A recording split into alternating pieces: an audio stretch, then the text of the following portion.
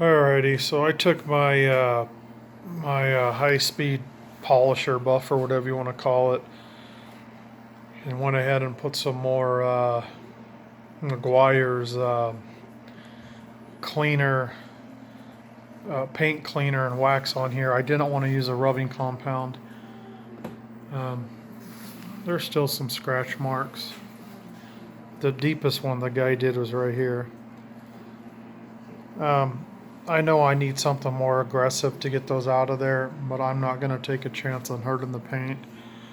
You know, you can tell it's a pretty cheap aftermarket paint job anyway, so I don't want to make it worse. But anyway, that's alright. I don't want those guys to mess around with this again and cause any more trouble, so I'm just going to call that good right there. I am concerned about that gap though. I'm outside the vehicle in the side window to try to show this.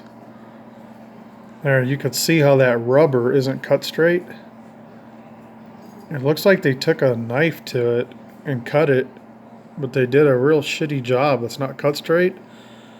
And there's literally a 1/4 of an inch gap. You can see that goop right here underneath the GPS.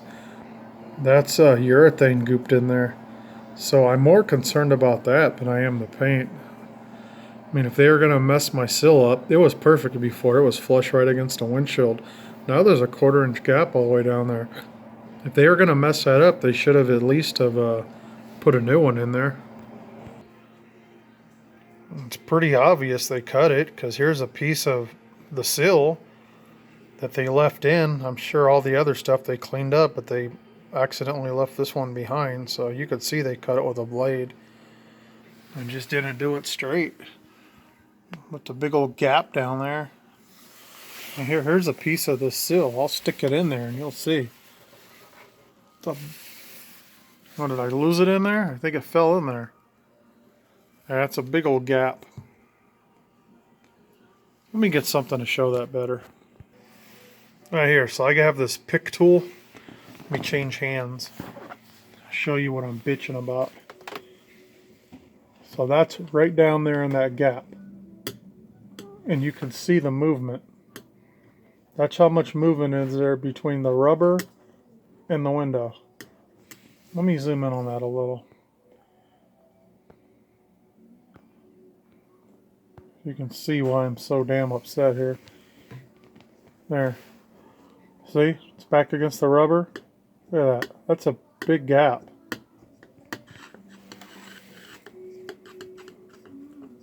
It gets tighter here, but it's still there. You can hear it going back and forth. And like I say before, it was right up tight. Let me show you the other side. Alright, here we are on the other side here. Stick it in here. See, it's a huge gap there. That's rubber sill, that's window. And then this here I'm touching, that's a big blob of urethane coming out there.